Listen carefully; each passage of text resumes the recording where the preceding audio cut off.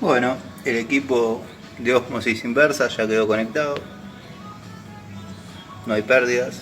Está perfecto. Y acá tenemos la monocomando.